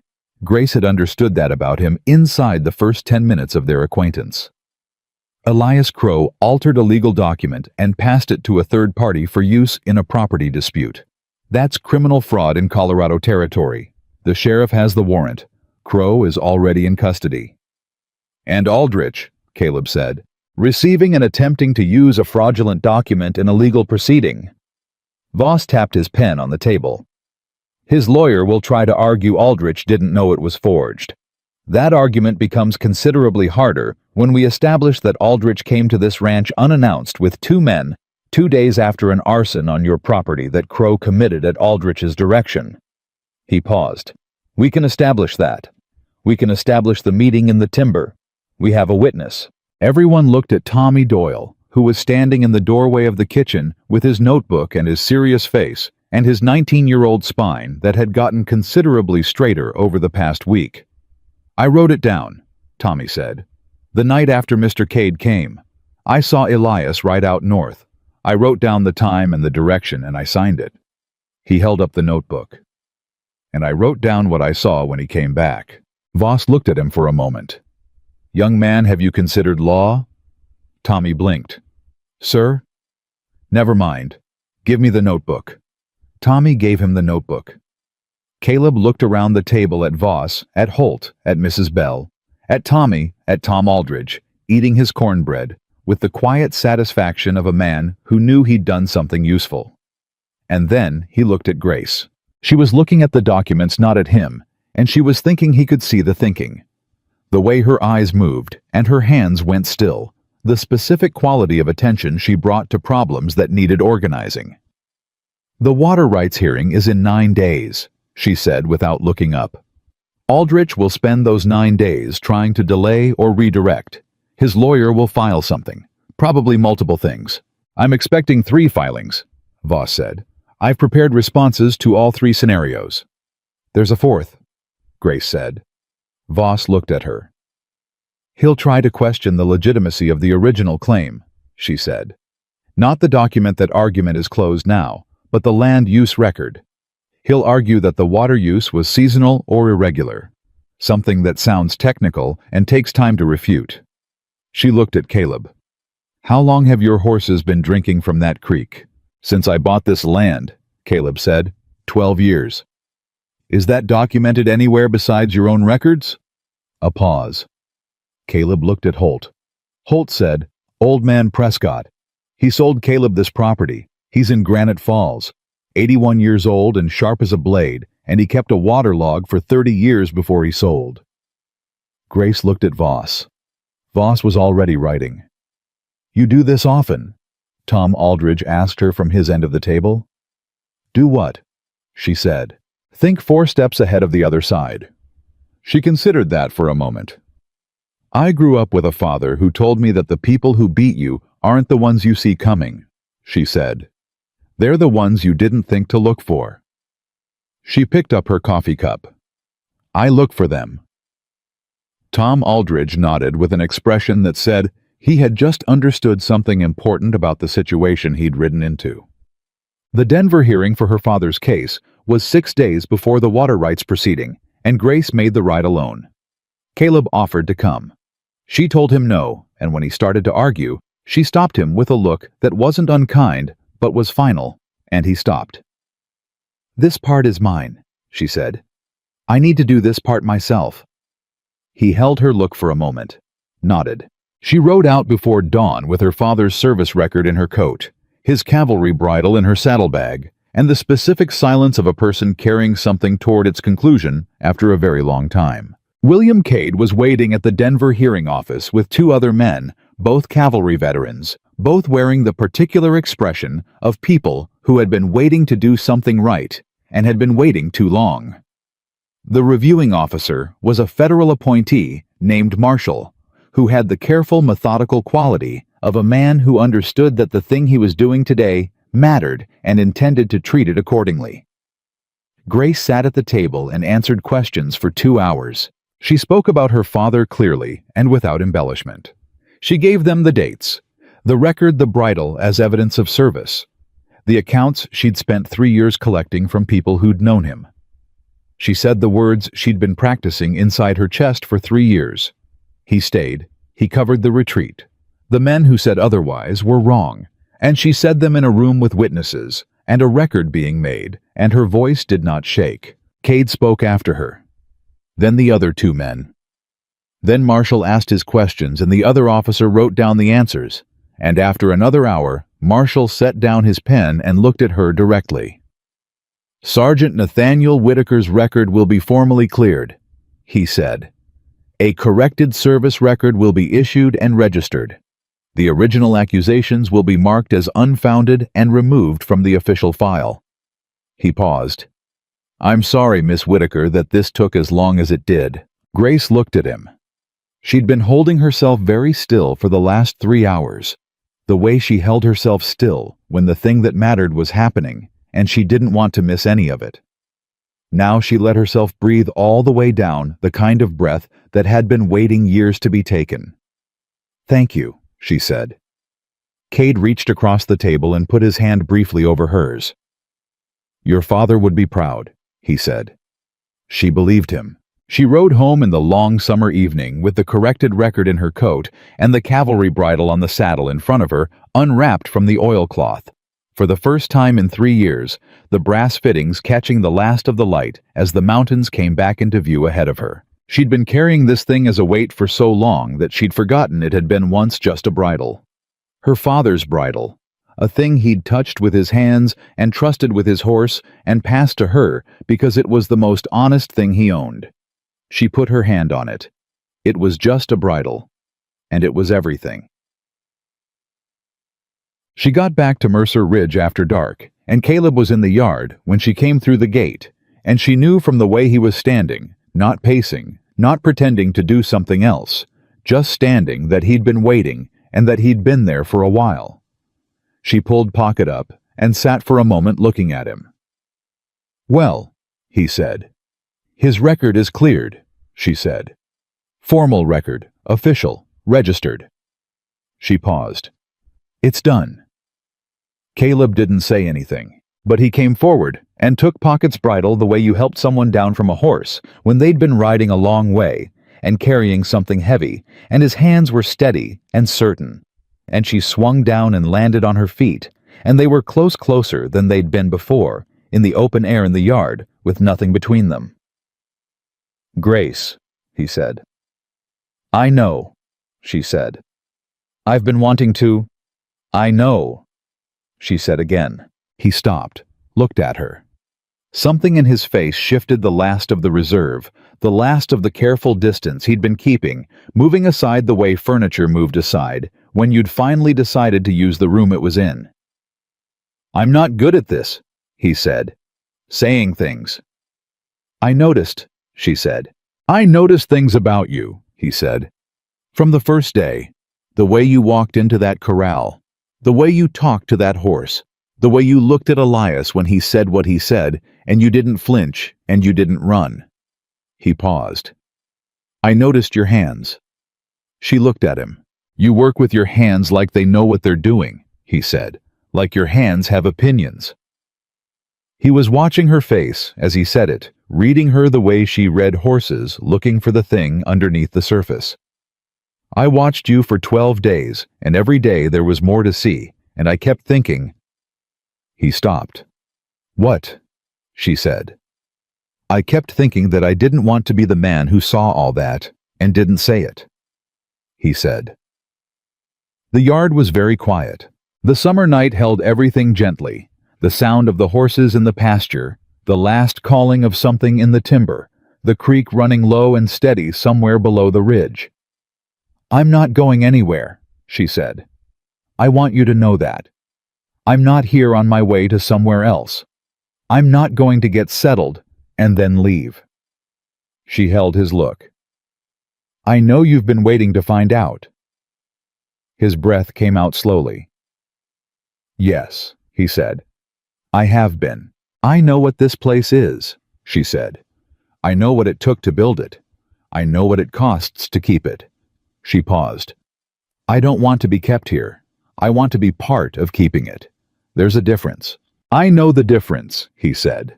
"I know what it looks like when someone is one and not the other."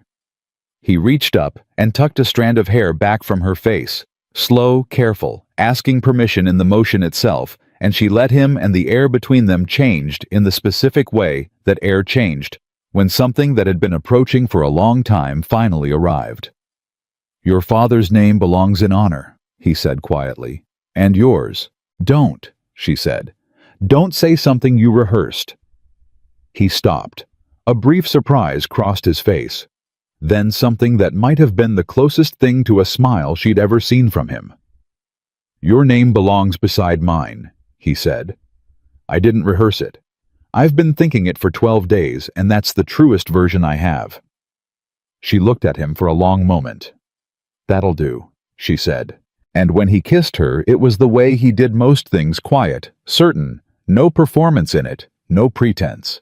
Just the thing itself done honestly in the summer dark, with the mountains around them, and the horses in the pasture, and the sound of the creek running below.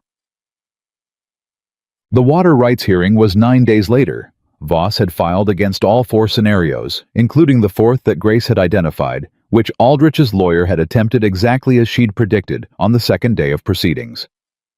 Old Man Prescott's 30-year water log arrived by courier on the 3rd day, and the reviewing officer looked at 30 years of documented continuous use and asked Aldrich's lawyer a question that the lawyer took 4 minutes to answer badly. Grace sat in the back of the hearing room and watched. She wasn't a party to the proceeding. She had no legal standing in it. But Caleb had asked her to come, and she'd come, and she sat in the back with Holt beside her, and Tommy on her other side. Tommy, who had dressed carefully for the occasion and brought his notebook, even though there was nothing in it he needed, and she watched Arthur Voss do his job with the specific pleasure of watching someone do something they were genuinely good at. Gerald Aldrich sat at the other table with his lawyer, and the increasingly uncomfortable expression of a man whose plan had been built on a foundation that kept turning out to be smaller than he'd thought. On the 4th day, the water rights ruling came down. Caleb Mercer, prior claim documented continuous use confirmed by 3 witnesses. The North Creek remained where it had always been, feeding the pastures and the horse troughs, and the kitchen at Mercer Ridge, running down the mountain the way it had run for longer than any of them had been alive. Aldrich stood up without a word and walked out. His lawyer took longer to pack his papers. Outside on the steps of the hearing building, Caleb found Grace leaning against the wall with her arms crossed and the summer sun on her face and her eyes closed. He stood beside her. "We won," he said.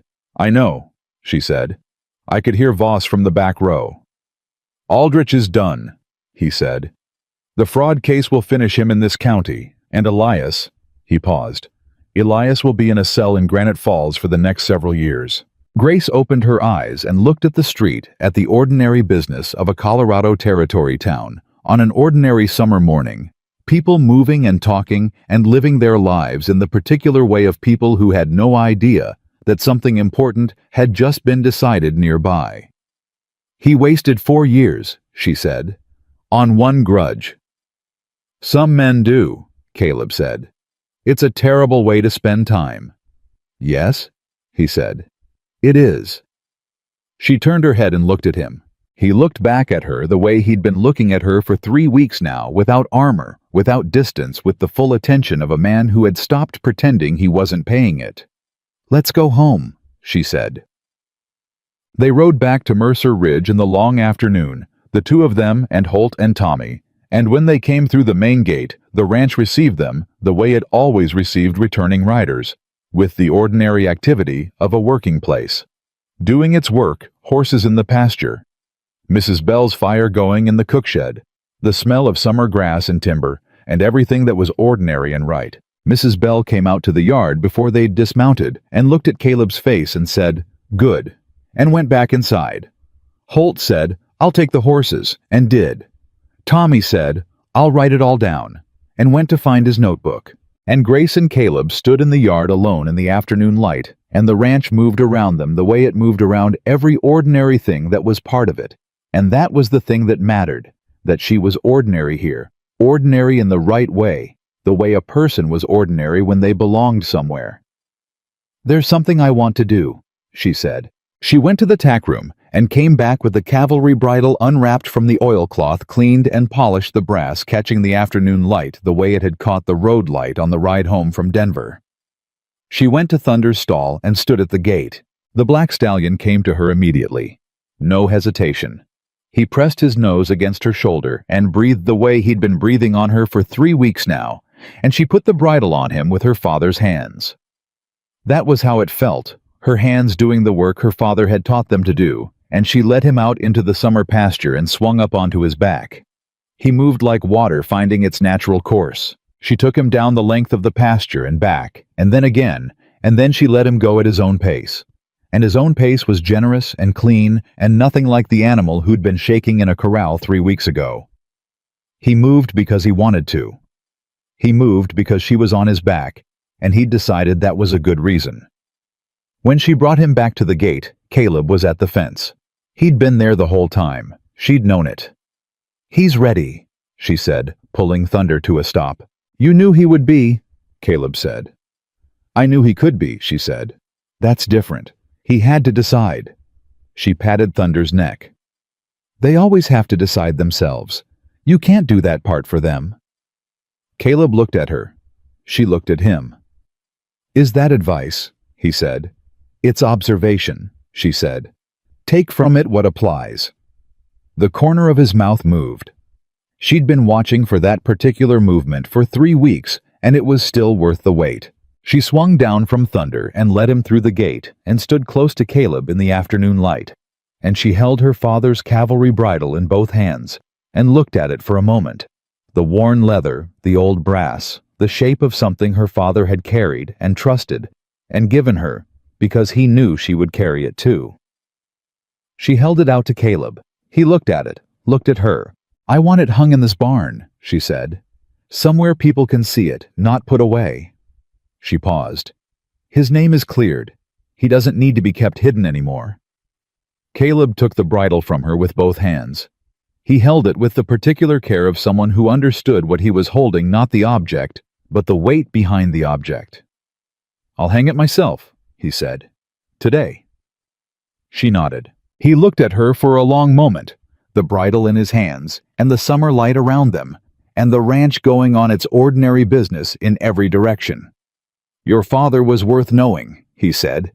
"And you."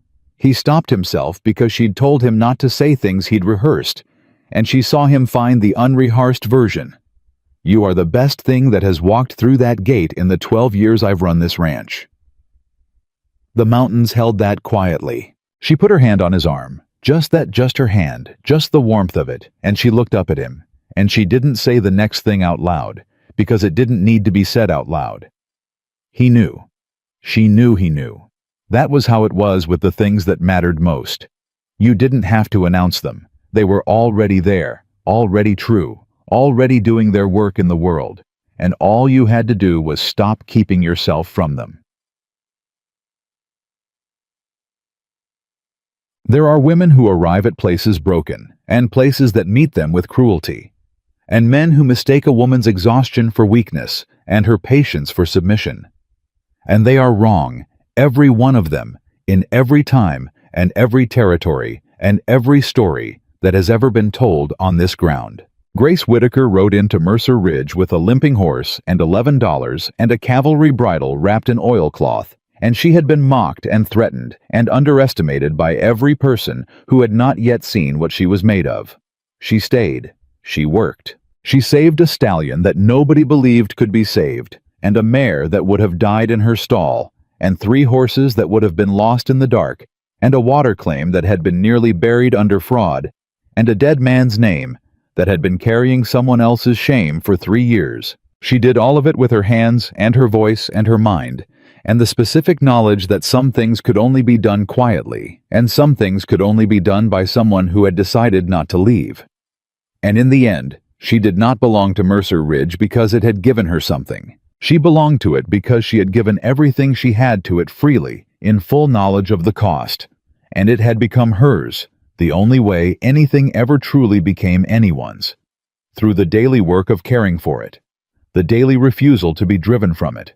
The daily choice to stay. Sergeant Nathaniel Whitaker's name was recorded in honor in the official files of the 3rd Colorado Cavalry, and his daughter's name was spoken with respect in every corner of the high country, from Granite Falls to the Wyoming border, and Thunder ran the summer pasture at Mercer Ridge like he owned every blade of grass under his feet. And Caleb Mercer. Quiet. Honest, mountain-built.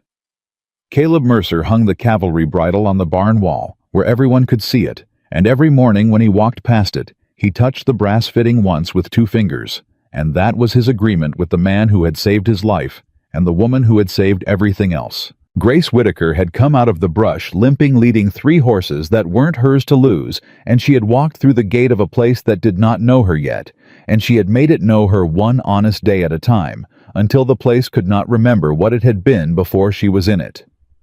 That was not luck. That was not charity. That was a woman who knew her own worth before anyone else did, and refused, absolutely refused, to put it down until the world caught up.